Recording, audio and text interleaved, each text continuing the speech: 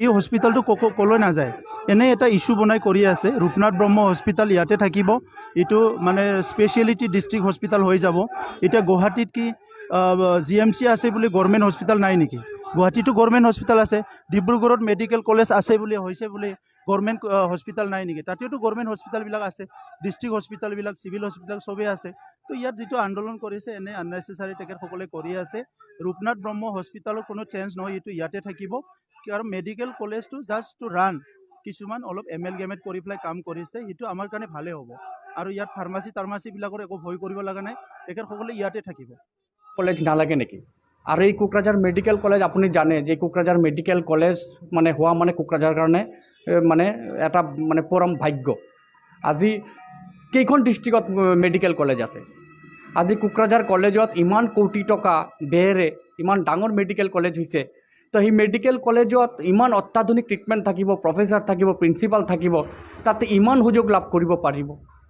আৰু ইয়াতে ৰূপনাথ ব্ৰহ্মৰ যিটো আন্দোলন কৰি আছে, ইয়াতে মেক্সিমাম আমি দেখা পাইছোঁ। আজি যে আমি ভিজিট কৰিলোঁ, মই চিফ ছাৰ আমি যে ভিজিট কৰিলোঁ, দেখা পালোঁ যে ইয়াতে ফাৰ্মাচীসকলেই বেছি, ফাৰ্মাচী দোকানদাৰবিলাকেই ধৰ্ণা দি আছে।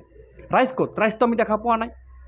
এতিয়া ফাৰ্মাচীসকলে ফাৰ্মাচী দোকানদাৰসকল ভাবিছে যে ইয়াৰ পৰা হস্পিটেলটো গ'লে আমাৰ ব্যৱসায় বেয়া হৈ যাব, আমাৰ মেডিচিন বিক্ৰী নহ'ব। এইকাৰণে আজিতো আমি স্পষ্ট চালোঁ, মই আৰু চিফ ছাৰ চালোঁ যে ইয়াতেতো বেলেগ মানুহ ইয়াতে ধৰ্ণা দিয়া মানুহেই নাই। তো মানুহৰ ভালৰ কাৰণে, ভাল ট্ৰিটমেণ্টৰ কাৰণে, দুখীয়া দৰিদ্ৰ পৰিয়ালক বচাৰ কাৰণে কোকৰাঝাৰ মেডিকেল কলেজ বনোৱা হৈছে।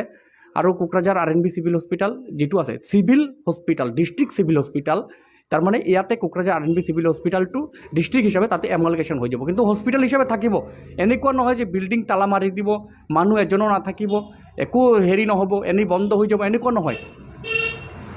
আপোনাৰ কি মানে স্পেচিয়েল কেটাগৰীত হয়তো চিফ ছাৰ কৈছে, আপোনালোকে শুনিছে, যিটো হয়তো স্পেচিয়েল হস্পিটেল নহ'লে কেতিয়াবা মেট্ৰন, মেট্ৰ কিবা এটা স্পেচিয়েল বা 30 বেডেড বা হোৱাট এভাৰ এনেকুৱা এটা ডিক্লেয়াৰ হৈ যাব। কিন্তু ইয়াতে যিটো মোষ্ট অফ দ্য পাৰ্ট যিটো ডক্টৰ, ইমান ডক্টৰ আছে আমাৰ ইয়াতে মেডিকেল কলেজ অ'পেন হ'ব, তাতে ইমান ট্ৰিটমেণ্ট হ'ব, আৰু মানুহে তাতে ইমান মেচিনাৰিজ লগা হৈছে, ডাঙৰ ডাঙৰ মেচিন OT বনোৱা হৈছে, মডুলাৰ OT বনোৱা হৈছে, তো ব্যৱহাৰ কৰিব লাগিব।